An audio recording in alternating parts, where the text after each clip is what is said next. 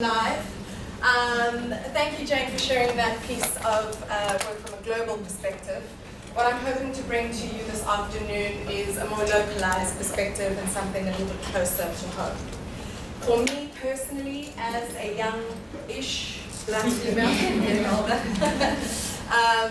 is that this is truly personal to me, because for a long time, even for me as a consumer personally, but as someone within the marketing industry, I'm still yet to find a brand that really hits home. I'm starting to see a lot more sort of smaller niche brands that are playing to it, but yet I do think, to Jane's point, that every market is at a different point along its journey, and I think in South Africa we still have a way to go. What you will see here today are some nuances of some stuff starting to kind of come to the fore.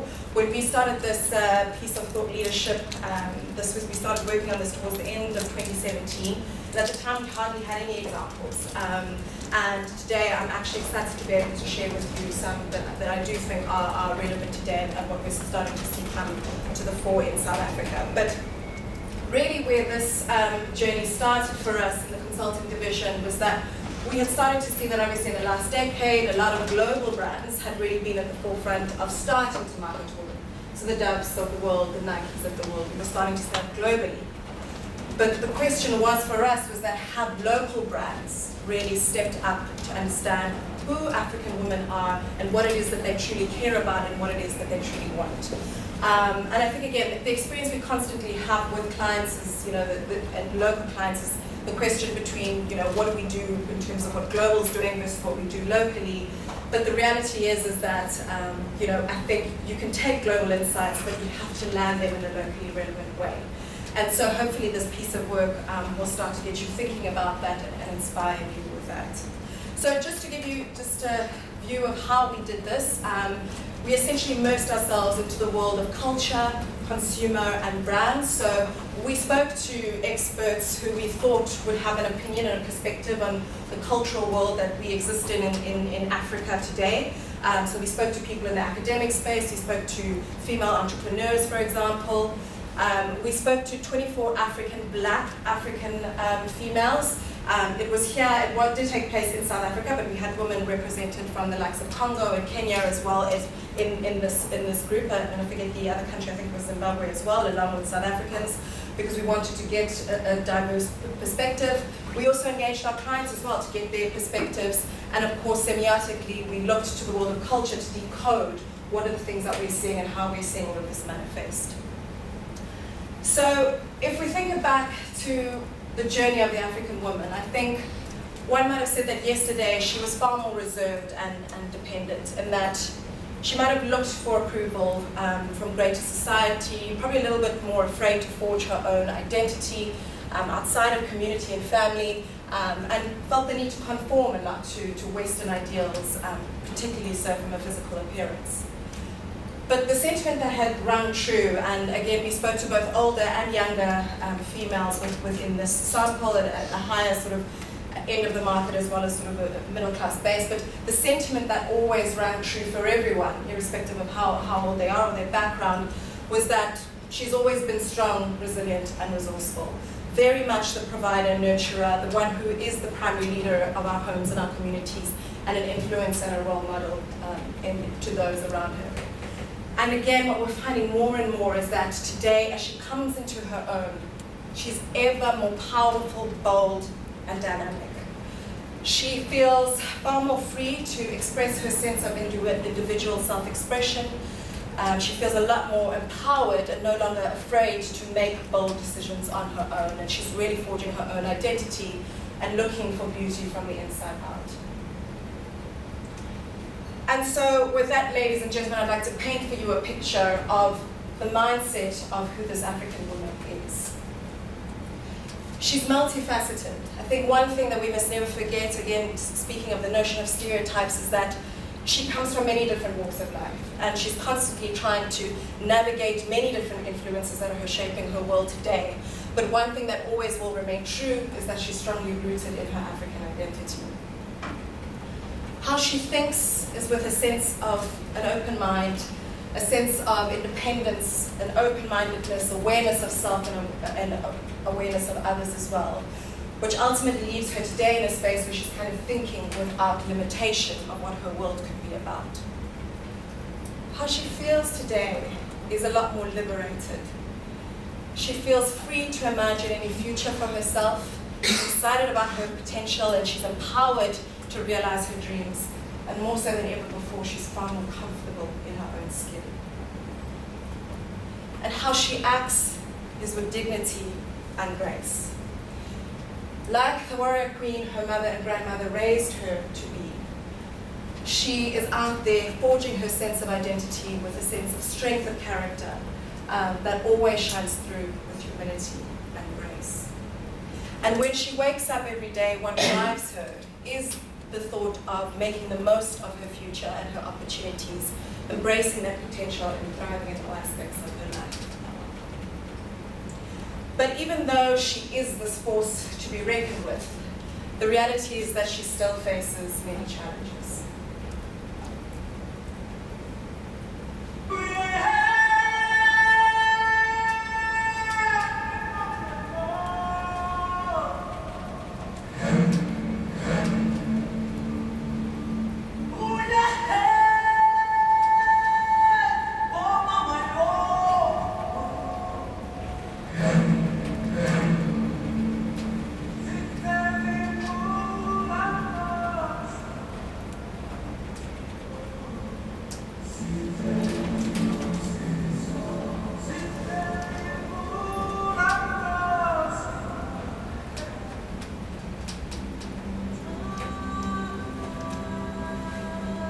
In many parts of Africa, women are still restricted from formal employment or from owning assets.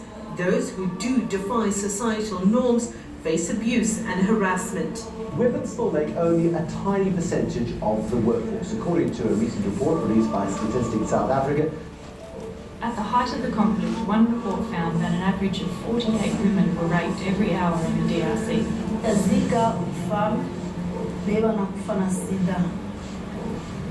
wangali wa moins de 18 ans wanakufa mwa watamuingiza mti alikiwa na magonjwa. Mokoena was found beyond recognition in Lyndhurst at a rubbish dump last week. She allegedly died at the hands of her boyfriend.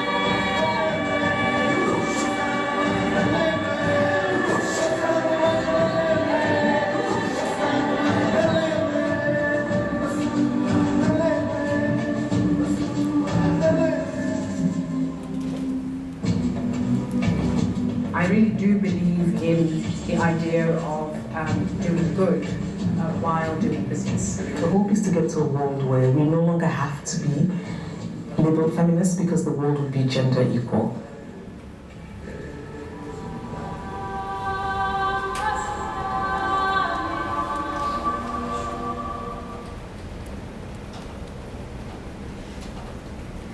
So I guess you can gauge from that that this really is a female force that is out there to really be reckoned with, and the reality is that in spite of that, she's pushing through and she's finding ways to thrive. And the reality is that as well that she represents great potential for brands to unlock growth with this rising and influential cohort. When we interviewed our clients, about 81% of them said winning with African women is important to their business. But a lot of people felt like they weren't quite getting this right or understanding it. I mean, if you just look at the sheer size of the numbers, 600 million is, what is representative of African women in sub-Saharan Africa. 6 billion is the estimated value of the female hair care industry, and that's just the formal trade, it's not even the informal side of it, so you can imagine that side. And 75% of spending in the household is projected to come from women by 2028. But as I mentioned, the reality is that understanding this enigma is clearly very important for brands, but very few people feel as though they were still getting it right.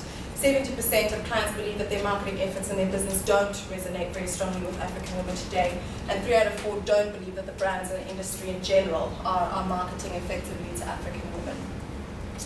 And just some verbatims of what we heard our clients saying essentially is that marketers are really struggling to resonate with African women. And for a number of reasons. Some people cite, we really don't understand this customer, especially the advertising agencies have a lack of a grip of who she really is. Other people speaking about the sentiment about how our segmentation only paints African women with very broad brush strokes. Some people even citing that management is usually white and male and take an homogenous approach to African women. And equally as well, what we heard from our consumers, as I mentioned, is that they're truly yearning for brands to tap into them and connect with them in a culturally relevant way, but are still feeling as though brands are not getting this right.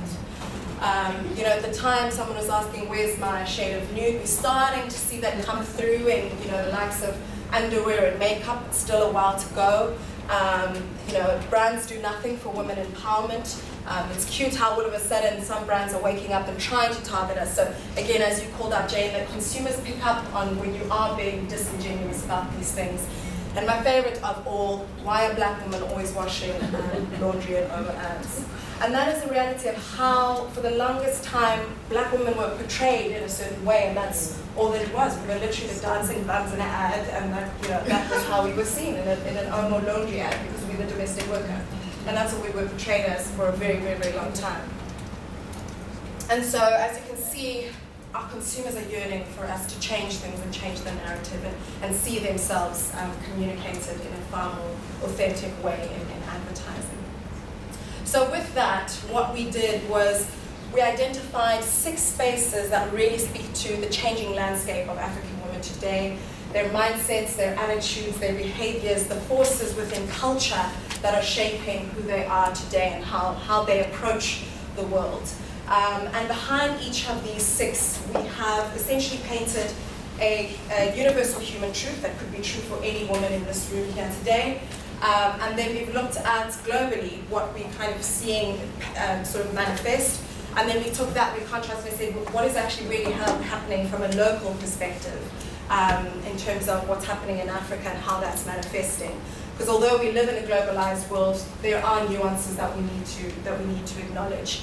And then we also unpack actually to understand how consumers, real women, responded to some of these things that we were seeing out there in culture. Because it's always so important for us to, whilst things might be happening culturally, we want to ground them in the reality of how consumers really are experiencing these manifestations that are happening in culture. And then, of course, we paint a picture for you of what this means for brands. And we do have some examples of brands that we think are getting this right. So the first one is around the rise of the matriarchs. And really what we're seeing here is that African women recognize their strength as individuals, but even more so they value the power of the collective. Now the universal truth that sits here is that every woman deserves to have her place in the world. I think we can all agree with that. And globally, what we had been seeing at the time is very much females in the corporate space in particular, really pushing the boundaries to, sort of break the glass ceiling and advocate for women rising in their careers within the corporate space, lean in, and the likes of P&G being sort of, sentiments that really started to lead that conversation. But a slight nuance that we felt actually was true of African women is that they've actually always been the backbone of our society and shaping our future as a collective. So from political movements right to more female-owned businesses to the woman who's actually running her stall on the side of the street. These are the women who actually have been shaping the future of Africa and have been pushing in that way collectively. In Nigeria, you have 41% of women who are entrepreneurs. As you can see, ways in which women are out there really trying to forge ahead and push the boundaries.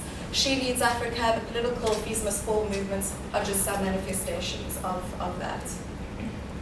But when we spoke to consumers, of course, as I mentioned, we wanted to ground it in that reality. what we found is that consumers aspire to the idea of African women working together as sisters, but sometimes Western individualization hinders that collective progress. And where this essentially comes from is that, as Africans, we've always lived by the philosophy of the collective, but that notion of individualism, a sense of competition, and the perception that women can't work together was often a narrative that would happen or be spoken about in society, and that as women we don't necessarily support each other, and that competition still exists. So whilst that might sound a little bit confusing there, but essentially what women were saying is that yes, we aspire to more of this happening and we are seeing more and more of it, but truth be told, and sometimes we aren't always collectively working together as females because we're trying to push ahead and compete with one another. So what does this mean for brands? Essentially, it's about being a curator of the collective. How do you think about showcasing successful women as a collective? When you think about that, instead of showcasing her as an individual on her own, show her together in a group with women. How do you create relevant platforms where women can collaborate and come together and be the facilitator of that? Could you create products and services that will enable and empower women's collaboration? I think, from a financial perspective, we've always known that women have always come together in an African way through their stokvels to come together and find ways to collectively push themselves forward. So could we think in the same sort of ideology and thinking about how you do this for women? The second space is around the untaggable force. And what we're seeing here is that African women are challenging convention, but still so within the parameters of culture and tradition that they still respect. The universal truth here being that women don't want to be defined solely on the basis of their gender. I think as some of the sentiments again we heard earlier on today.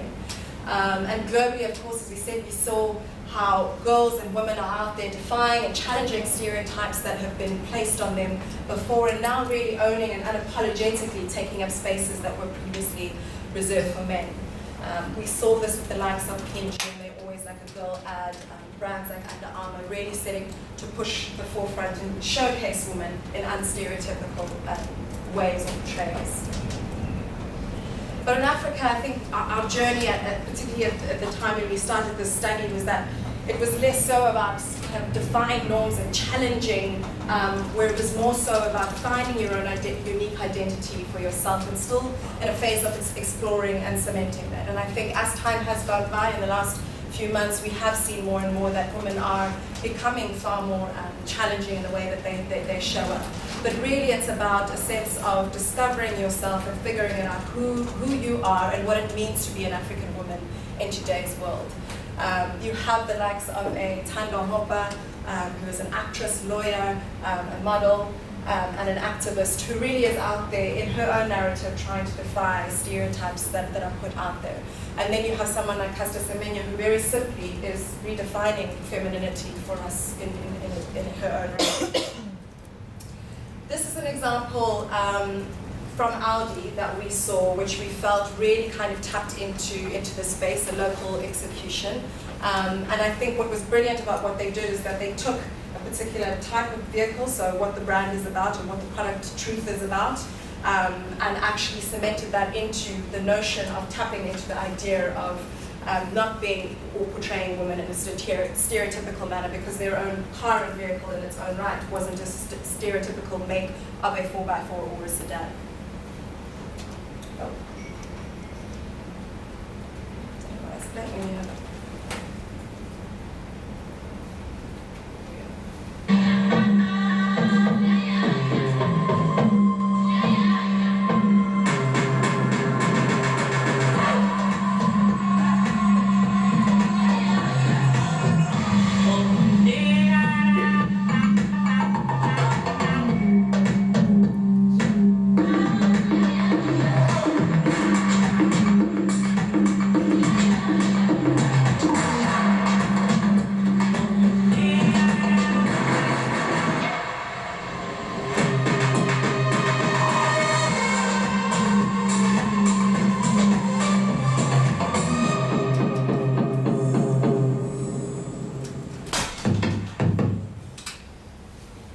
there for me an interesting take from a car brand, trying to find a way to connect with African women.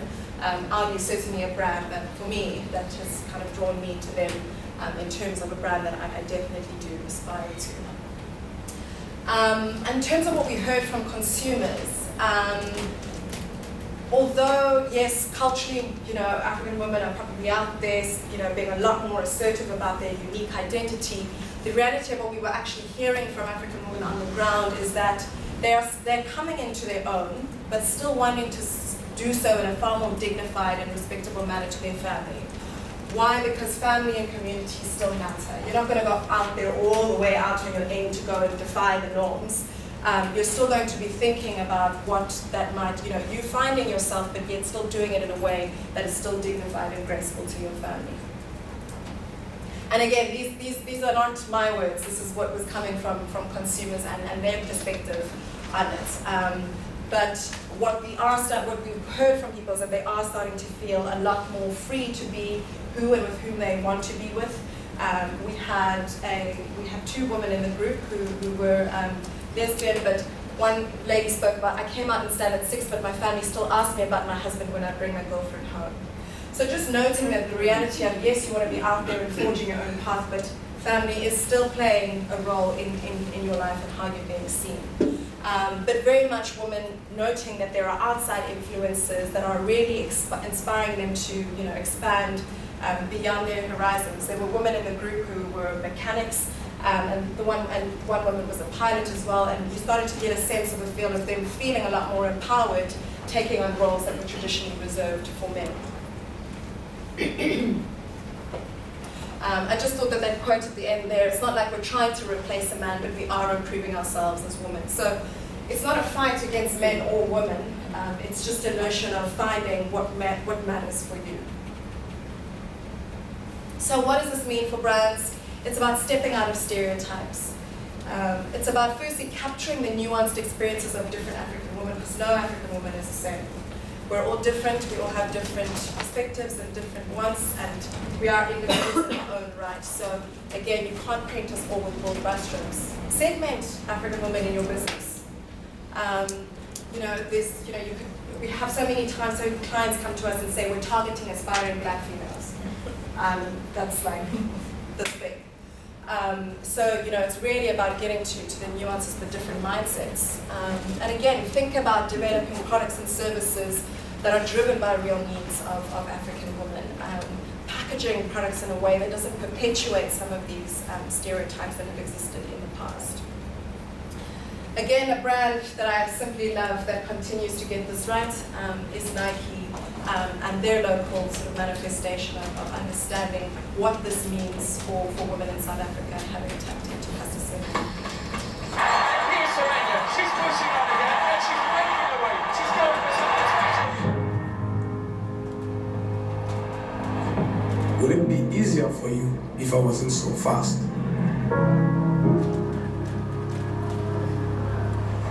Would it be simpler if I stopped winning? Would you be more comfortable if I was less proud?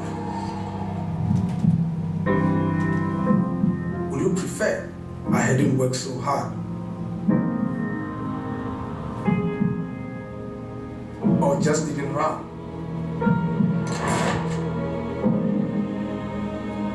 Or chose a different sport?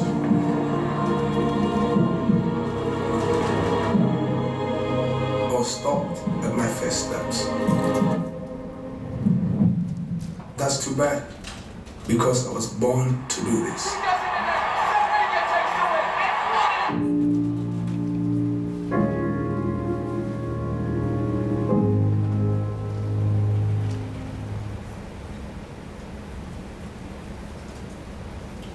The third space is called Defining Afro-Feminism.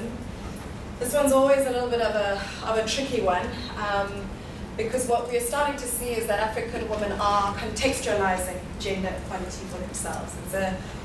It's a tricky one, because I think historically, if you were to ask a black woman 5 years ago, if she would raise her hand up and say she's a feminist, I doubt you'd have many people put their hands up in the room, because the ideals in which it was painted through for the longest time, that notion of, we're against men, or those very sort of hard and harsh ways of standing up as a feminist was probably something that maybe didn't really, resonate with African women who don't see it as a fight for men. But I think we can all agree that women's rights are human rights at the end of the day.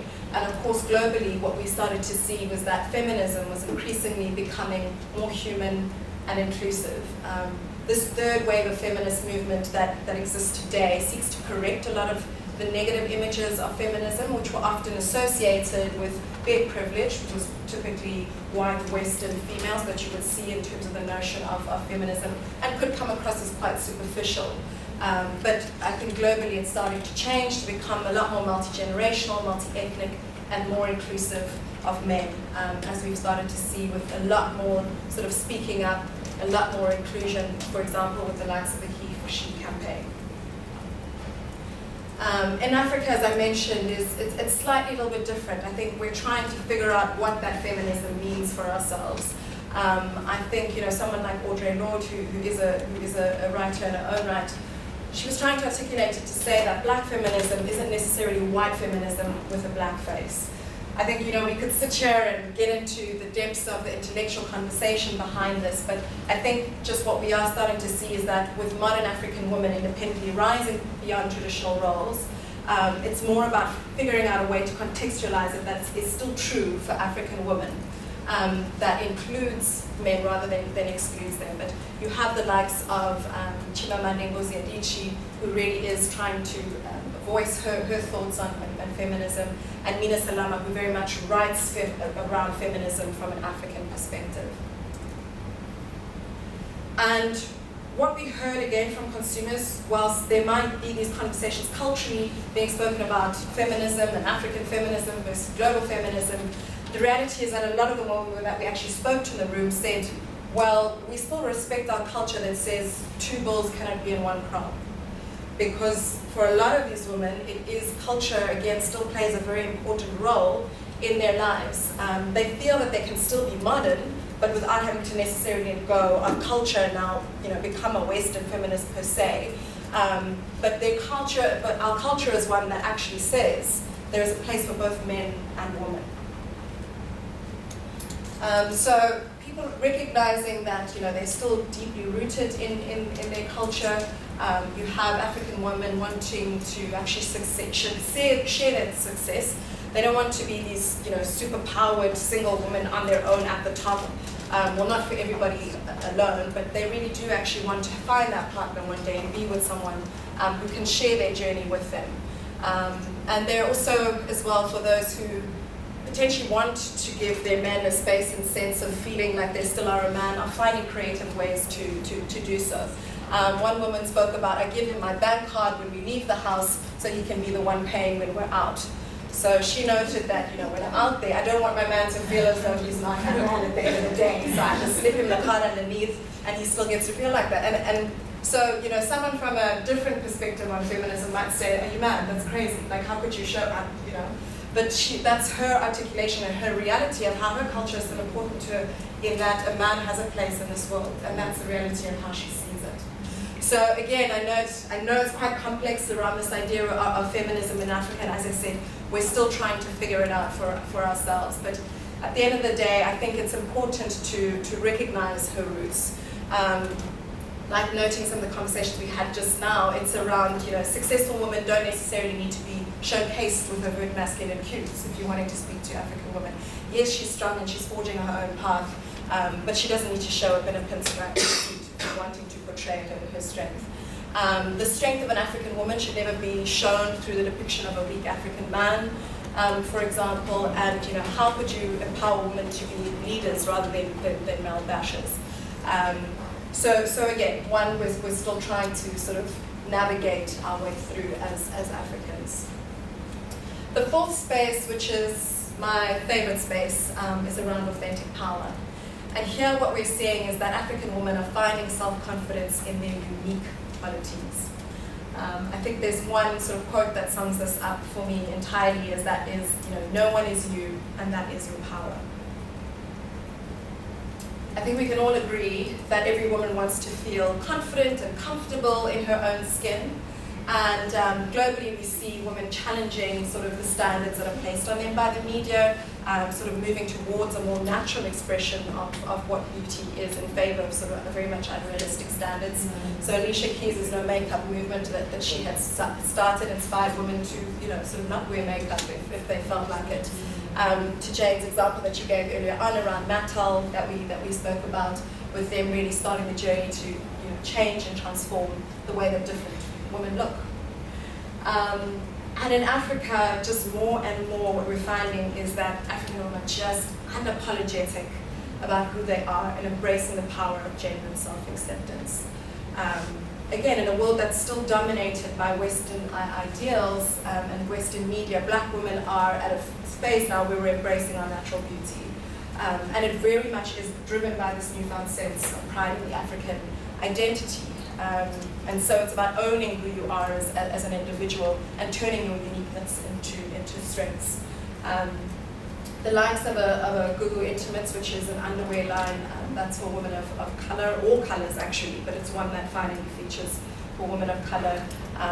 You have Miss Universe, who was recently crowned, which was big news for us in our world, to really see that as a woman on a global stage with her natural hair.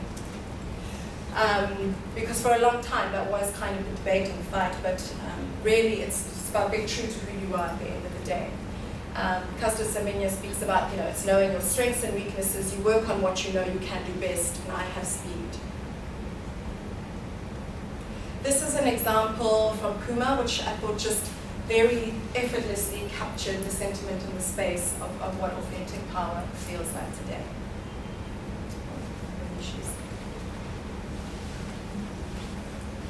I think we definitely live in a time where women are taking back their identity. We're taking back the narrative of feminism. And you know what we're saying? We're saying, I'm going to do me. I'm going to be who I want to be, when I want to be, wherever I want to be. I am the blueprint.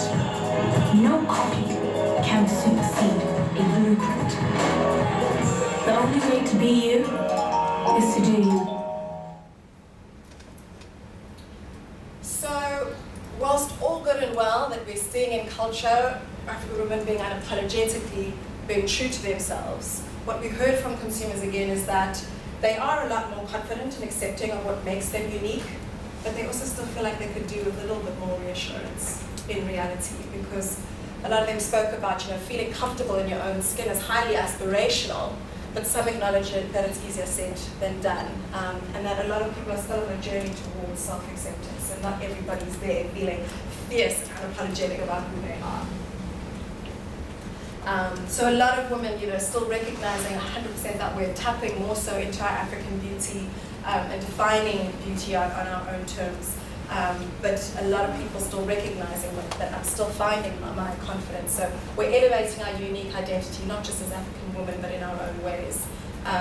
In most cases, I don't think that we're all that confident about ourselves. Most women, we follow the trends the Western way. I'm tired of seeing beauty in the Western way. So I guess that was kind of speaking to a little bit of the tension that exists in that, for some women, that they still feel as though they need to keep to what they're seeing in terms of those ideals, but are wanting to take more ownership of who they are. So what you want to be thinking about here in terms of what this means for you as a brand is really about celebrating her uniqueness. Celebrate her unique magic qualities and speak to her unique traits rather than trying to speak to her insecurities. I think for some time you'd seen, to be honest, some campaigns might have tapped into rather what she doesn't feel great about herself as a way to kind of engage. But here I think it's about acknowledging what it is that makes her magic. Again, very much centered around thinking about brands and thinking about products that are designed with African women in mind. It's not just enough to sort of bring a global product and think you're going to land it here. And very much about celebrating the diversity of African women, acknowledging that all of them come in different shapes, sizes, colors, all the forms that may exist in order to make a far more authentic connection with her.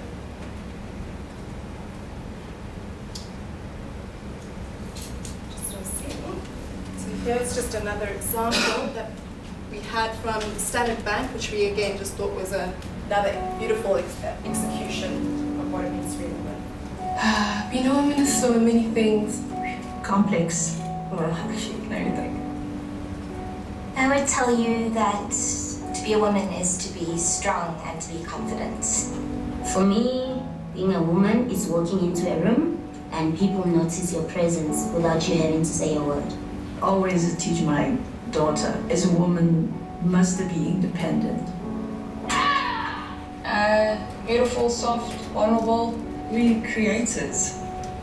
I've had a complex journey through life, and I'm always asking this question about what are we born with? What is innate to us, whereas what is socialized into us? The other side of it is that when the doors close and you are done putting the space, in front of everyone, when you're by yourself, you question yourself. Am I worthy? That's the hardest question that can knock any woman on her knees.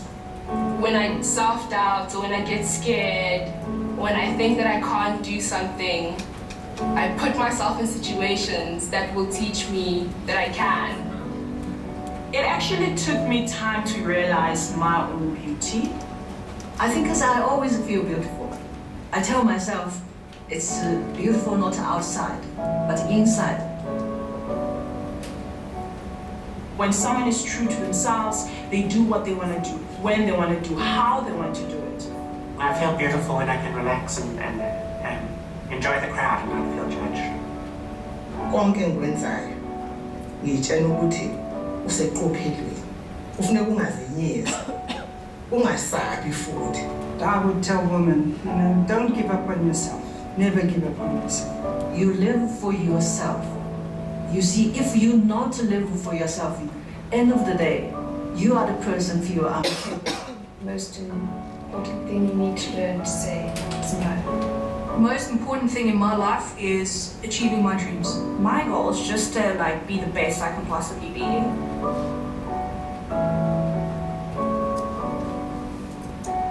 And being like, girl, you slay.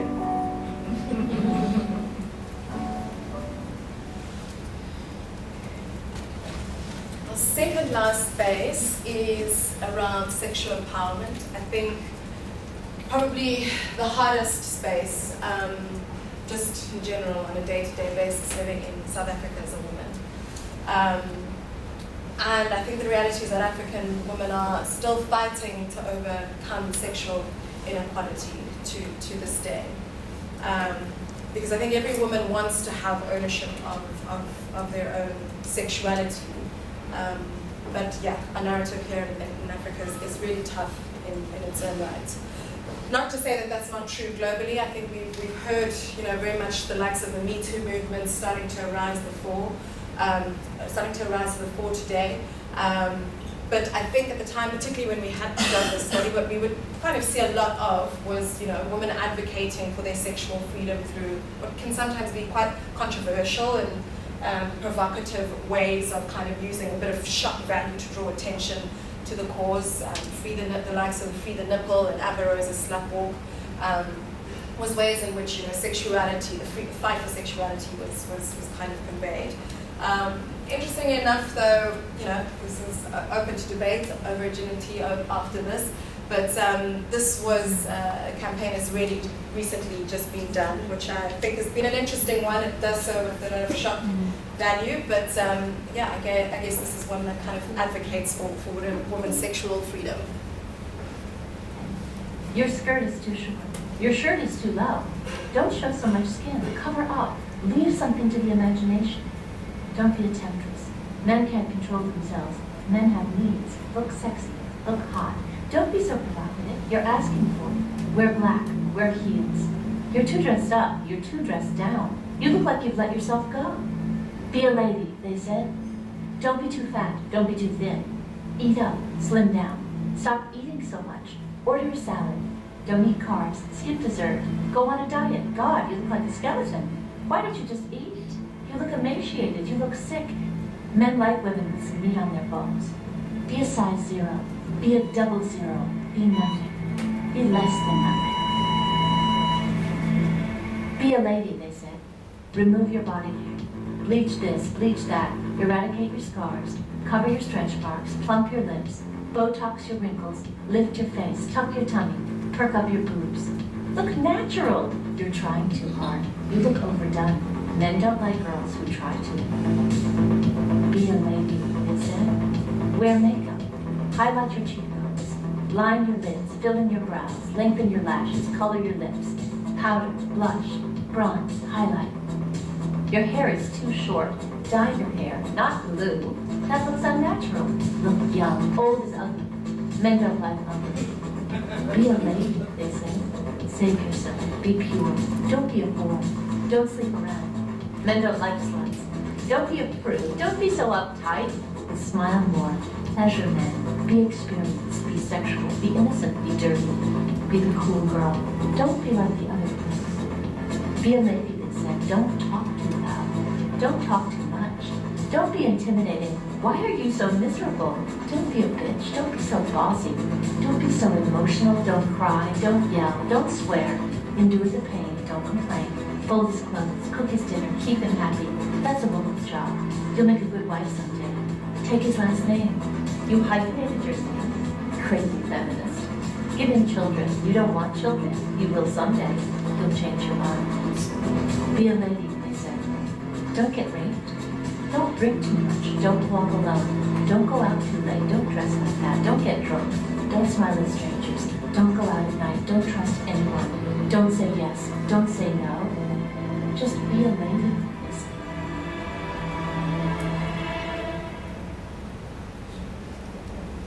So, yeah, I guess a different expression of tapping into, women's rights for sexual freedom.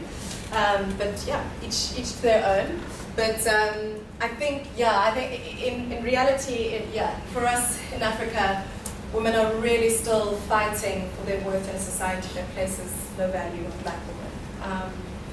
And this, again, there's complexities around this, and it goes very deep. And I think a lot of the time African women are often dealing with African men who have been emasculated over time, but as a result, you have black men who are forcefully reasserting their masculinity on women as a way to try and regain their own sense of power and worth.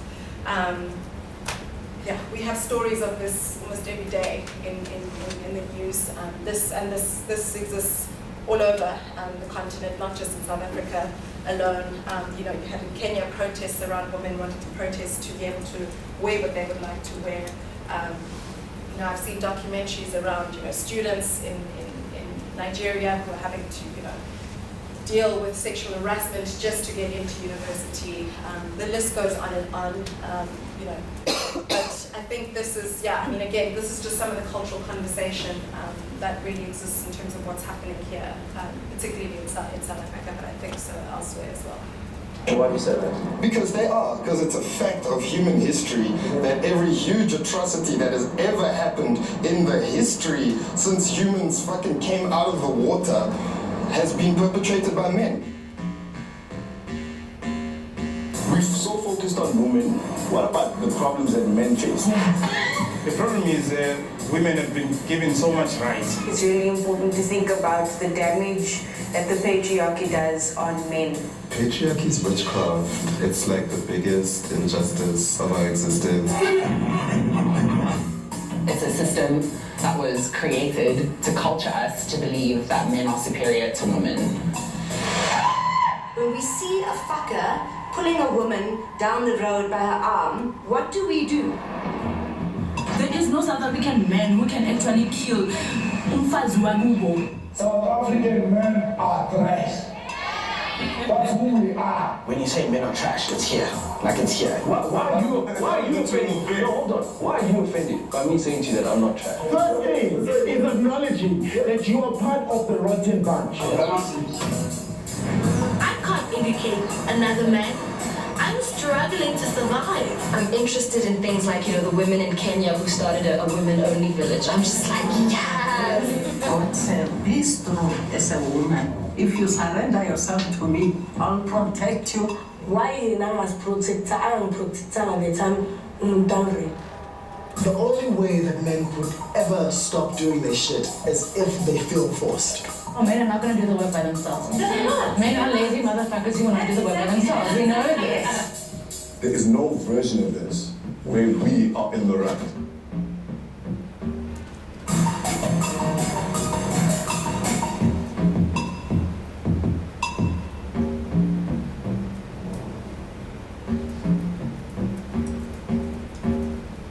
So that's a documentary in collaboration with MTV based on a local filmmaker. But again, it's for me what's important about showcasing these things is that this is the reality of what the real hard truth of what we're living in South Africa, and it's not always pretty and roses. And these are the things that women in South Africa really do go through on a day-to-day basis, which begs the question: what role can we play as brands and as marketeers in this world?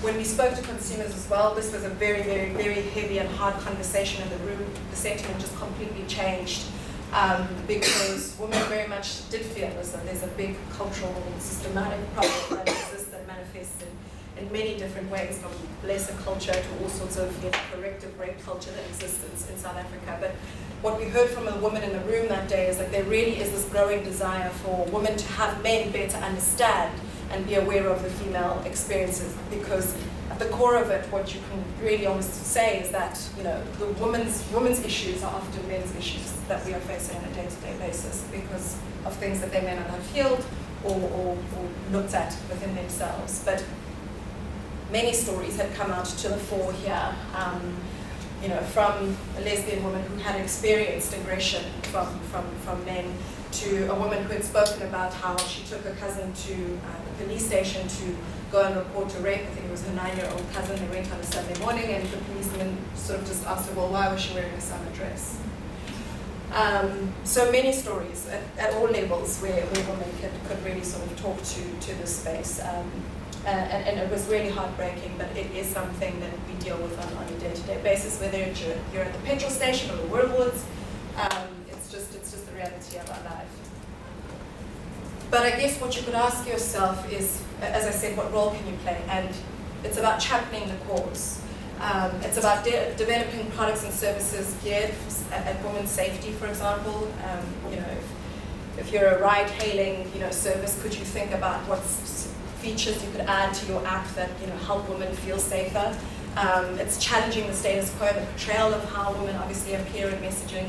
And internally, within your own organization, how could you change your own policies and principles internally? When we had first done this initially, people had asked, well, I can't do that. What role can a brand play? That's a bit scary. But one that we did find that has found its voice in this space is Khalid Black Label.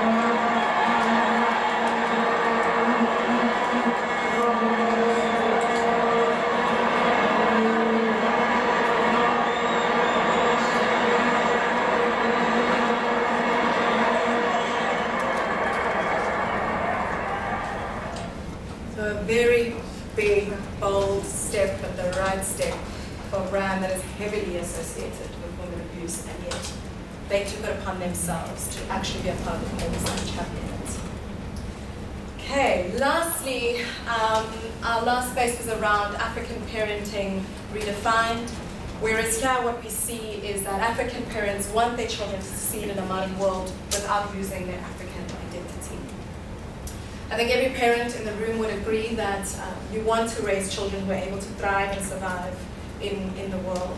And interestingly, what we were starting to see globally through communication, but also through sort of a mindset that's changing, is that you have parents, particularly millennial parents, embracing imperfection and developing their own parenting style. So acknowledging that parenting can sometimes be a mess, and that you will forget things, and that all of that sort of called for parents to want a far more honest portrayal of parenting in their advertising. So 55% of Gen Y parents say they are open to their parenting mishaps.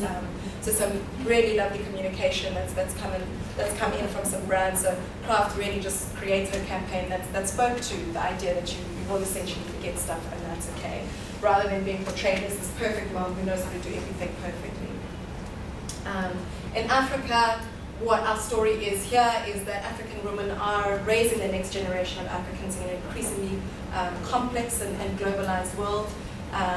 And again, this is coming with the resurgence of pride and African identity, that people are wanting to preserve African culture through the next generation as a priority for parents.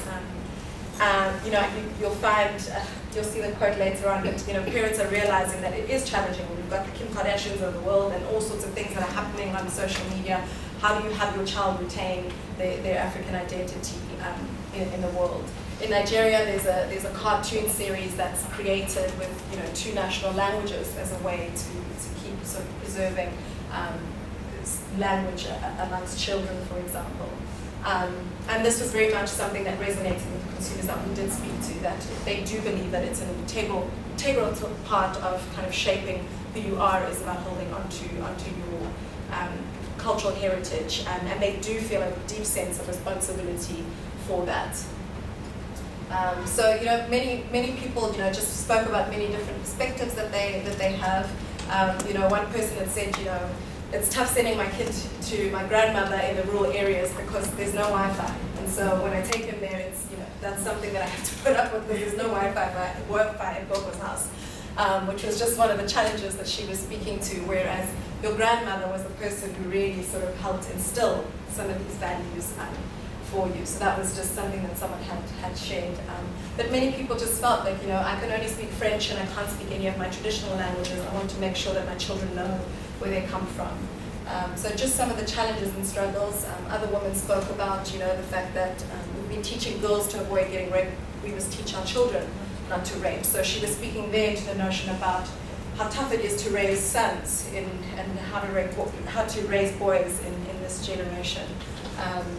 So a lot of them really feeling as though that they need help, not help in this space, but where they can see value. So here it's about helping her impart her heritage, true representations of African families, women and children. So it's not just about the cornflakes on the table and the sunshiny, rosy picture that we've seen all our lives.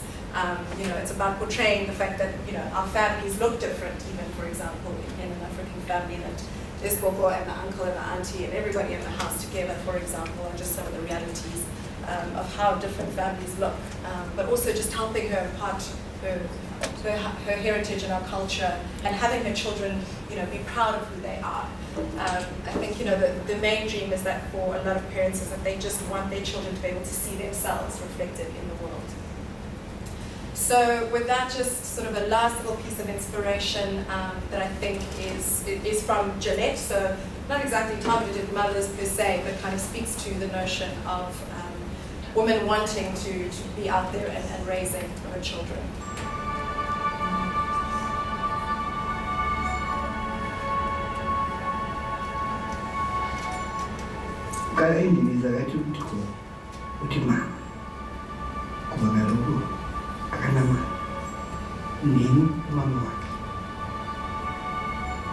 Bekunzima ukukhulisa kwakhona. singuyena mntana ebefeketha ndiyambuza utata kuba uphi ndithi hayi akakho akasophuphe ndibona umntana namhla waphuma uboya uthi mama ndithi mama kanene umntu uphuma uboya naphi kaloku indoda phi yakhona hayi mama amakhwapeni uphela adohayi mama nalapha yazenzima leyo yaqonda ukuba utata engekho ulibuze uba ezi zinto enandibuza zona ngoku zizinto amele uba wayazibuza utata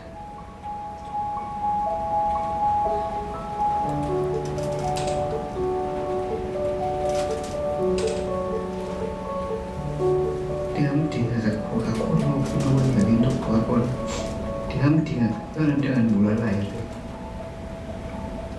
andibulala kakhulu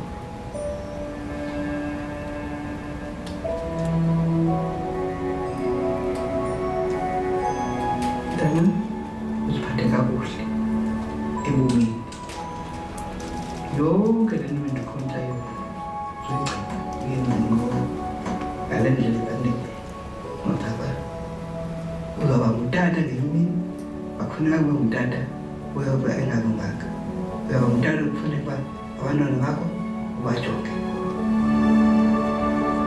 ubuma uzawuba ubomi bakho ingekho mna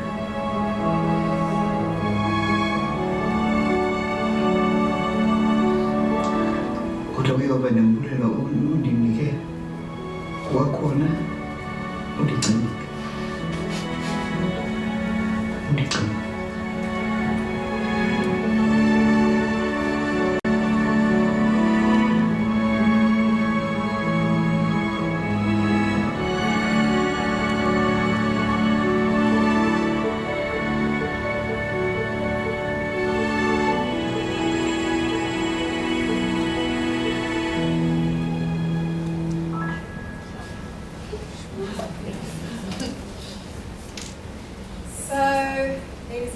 In summary, our key principles for winning with African women today. We heard about, the fact that women are coming together far more and more as a collective, that they're stepping out of their stereotypes, and so we need to step out of our stereotypes of how we portray African women. We need to recognize her roots and that her culture is so important to her. And we need to celebrate her uniqueness and what makes her unique and beautiful.